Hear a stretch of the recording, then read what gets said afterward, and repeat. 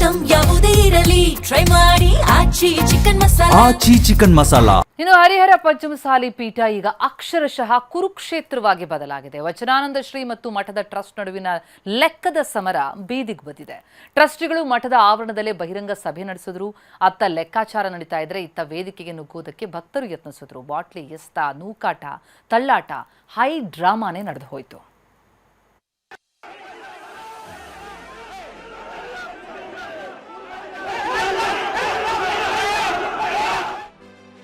ಹದಿನೆಂಟು ವರ್ಷಗಳ ಲೆಕ್ಕ ಕೊಟ್ಟ ಪಂಚಮಸಾಲಿ ಟ್ರಸ್ಟ್. ಕಳ್ಳ ಲೆಕ್ಕ, ಕೃಷ್ಣನ ಲೆಕ್ಕ ಎಂದ ಸ್ವಾಮೀಜಿಯ ತಂಡ.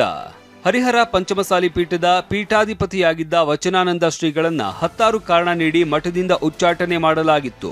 ಪಂಚಮಸಾಲಿ ಟ್ರಸ್ಟ್ ತೆಗೆದುಕೊಂಡ ಇದೇ ನಿರ್ಧಾರ ಶ್ರೀಗಳ ಪರ ಇರುವ ಭಕ್ತರ ಆಕ್ರೋಶಕ್ಕೆ ಕಾರಣವಾಗಿತ್ತು. ಉಚ್ಚಾಟನೆ ಮಾಡಿದ್ರು ಮಠ ತೊರೆಯದ ಶ್ರೀಗಳು ಲೆಕ್ಕ ಕೊಡಿ ಅಂತ ಅಭಿಯಾನ ಆರಂಭಿಸಿದ್ರು. ಇದೇ ಅಭಿಯಾನಕ್ಕೆ ಉತ್ತರ ಎಂಬಂತೆ ಮಠದ ಆವರಣದಲ್ಲೇ ಬಹಿರಂಗ ಸಭೆ ನಡೆಸಿದ ಟ್ರಸ್ಟ್ ಸದಸ್ಯರು 2008 ರಿಂದ 2026 ಲೆಕ್ಕ ಕೊಟ್ರು. ಕಳೆದ 18 ವರ್ಷಗಳಲ್ಲಿ ಮಠದ ಭಕ್ತರಿಂದ 27,61,57,017 ರೂಪಾಯಿ ದೇಣಿಗೆ ಸಂಗ್ರಹ ಆಗಿದೆ. ರಾಜ್ಯ ಸರ್ಕಾರ ವಿವಿಧ ಅಭಿವೃದ್ಧಿ ಕಾರ್ಯಕ್ಕೆ ಅಂತ 12 ಕೋಟಿ ರೂಪಾಯಿ ಅನುದಾನ ಬಿಡುಗಡೆ ಮಾಡಿದೆ.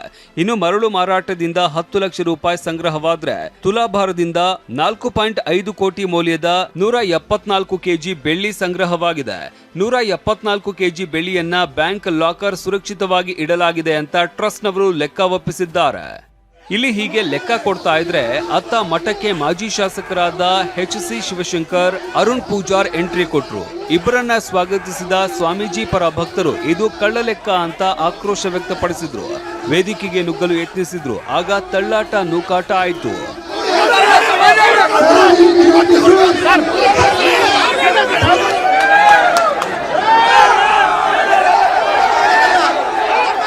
ಈ ಲೆಕ್ಕವನ್ನ ನಾವು ಒಪ್ಪೋದಿಲ್ಲ ಅಂತ ಮಾಜಿ ಶಾಸಕ ಶಿವಶಂಕರ್ ಹೇಳಿದ್ರು. ಏನು ಕೊಟ್ಟಿಲ್ಲ, ಕಳ್ಳರ ಲೆಕ್ಕ ಕೊಡಕ್ ಕುಂತಿದ್ದಾರೆ. ಕಳ್ಳ ಲೆಕ್ಕ ನಾವು ತಗೊಳ್ಳೋದಿಲ್ಲ, ಸುಳ್ಳು ಲೆಕ್ಕ ನಾವು ತಗೊಳ್ಳೋದಿಲ್ಲ. ಇಡೀ ರಾಜ್ಯದ ಜನ ಬರ್ತಾರೆ, ಅವ ಲೆಕ್ಕ ಕೊಡ್ಬೇಕು. ಈಗ ಕೊಟ್ರೆ ನಾವು ತಗೊಳ್ಳೋದಿಲ್ಲ. ಗೌರವದಿಂದ ಮಠ ಬಿಟ್ಟು ಹೋಗಿ ಎಂದ ಟ್ರಸ್ಟ್. ನೀವೇ ಮಠ ಖಾಲಿ ಮಾಡಿ ಎಂದ ವಚನಾನಂದ ಶ್ರೀ. ಲೆಕ್ಕದ ಗಲಾಟೆ ಒಂದು ಕಡೆಯಾದ್ರೆ ಟ್ರಸ್ಟ್ನವರು ಮನಗೂಳಿ ಶ್ರೀಗಳನ್ನ ಕರೆಸಿ ಲೆಕ್ಕಪತ್ರದ ಕಾರ್ಯಕ್ರಮ ನಡೆಸಿದ್ರು. ಹೀಗಾಗಿ ವಚನಾನಂದ ಶ್ರೀಗಳ ಬದಲಾಗಿ ಬೇರೆಯವರಿಗೆ ಪಟ್ಟ ಕಟ್ಟುತ್ತಾರಾ ಅನ್ನೋ ಪ್ರಶ್ನೆ ಮೂಡಿದೆ. ಈ ಬಗ್ಗೆನೂ ಮಾತನಾಡಿರುವ ಉಮಾಪತಿ, ಶ್ರೀಗಳಿಗೆ ಗೌರವದಿಂದ ಹೋಗು ಅಂತ ಹೇಳಿದ್ದೇವೆ, ಇಲ್ಲದಿದ್ರೆ ಮುಂದೆ ನೋಡ್ಕೊಳ್ತೀವಿ ಎಂದಿದ್ದಾರೆ. ಆದ್ರೆ ವಚನಾನಂದ ಶ್ರೀಗಳು ಮಾತ್ರ ನೀವೇ ಮಠ ಖಾಲಿ ಮಾಡಿ ಅಂತ ತಿರುಗೇಟು ಕೊಟ್ಟಿದ್ದಾರೆ. ಈಗ ನಿಮಗೆ ಎಲ್ಲರಿಗೂ ಗೊತ್ತಿದೆ, ಈಗ ಏನ್ ನಡೀತಾ ಇದೆ ಅನ್ನೋದು ಗೊತ್ತಿದೆ, ಎಲ್ಲವೂ ಗೊತ್ತಿದೆ. ಈಗ ಅಲ್ಲಲ್ಲ, ಈಗ ತೆಗೆದು ಹಾಕೋದಲ್ಲ, ತೆಗೆದು ಹಾಕ್ಬಿಟ್ಟವಿ, ಗೌರವರಿತ ಹೋಗ್ರಿ ಅಂತ ಹೇಳ್ತಾ ಇದಾವೆ. ಇಲ್ಲ ಅಂದ್ರೆ ಮುಂದೆ ಅದನ್ನ ನಾವು ನೋಡ್ಕೊಂತೇವೆ ಅಂತ ಹೇಳ್ತೀವಿ. ಖಂಡಿತ ಅವರು ಗೌರವಯುತವಾಗಿ ಮಠವನ್ನು ಬಿಟ್ಟು ಬೇರೆಯವರಿಗೆ ಅವಕಾಶ ಕೊಟ್ಟು ಅವ್ರದ್ದು 5 ವರ್ಷ ಅವಧಿ ಮುಗಿದು 18 ವರ್ಷದಿಂದ ತಾವೇನು ಕುತ್ಕೊಂಡಾರಲ್ಲ, ಆರಾಮವಾಗಿ ವಯಸ್ಸಾಗ್ಯದ. ಈಗ ಅವ್ರು ಸುಮ್ಮನೆ ಎಕ್ಸಿಟ್ ಆಗಿ ಸಾಕಷ್ಟು ಆಲ್ರೆಡಿ ಹೊಡೆದಾರ, ಸಿಕ್ಕಾಪಟ್ಟೆ ಸಿಕ್ಕದೆಲ್ಲ ದೋಚಿದಾರ, ಎಲ್ಲ ಗೊತ್ತಾಗಿದೆ ಈಗ. ಸೊ ಅದಕ್ಕೆ ನಿಮ್ಮ ಜಾಗ ಖಾಲಿ ಮಾಡ್ರಪ್ಪ, ಜಾಗ ಖಾಲಿ ಮಾಡೋದು. ಮಠಕ್ಕೆ ಮನೆಗೂಳಿ ಶ್ರೀಗಳು ಬರ್ತಾ ಇದ್ದಂತೆ ದೊಡ್ಡ ಹೈಡ್ರಾಮಾವೇ ನಡೆದು ಹೋಯಿತು. ಆಗ ಶ್ರೀಗಳ ಮೇಲೇನೆ ಭಕ್ತರು ಬಾಟಲ್ ಎಸೆದ್ರು. ಬಳಿಕ ಮಾತನಾಡಿದ ಮನೆಗೂಳಿ, ಸಂಗನಬಸವ ಸ್ವಾಮೀಜಿ ಮಠ ಬಿಟ್ಟು ಹೋಗಲ್ಲ ಅಂತ ವಚನಾನಂದ ಶ್ರೀಗೆ ತಿರುಗೇಟು ಕೊಟ್ರು. ಇವರೆಲ್ಲ ಪರಿಶ್ರಮ ಪಟ್ಟಾರ ತಿಳ್ಕೊಂಡು ಇಷ್ಟೆಲ್ಲ ಆಗಿದೆ.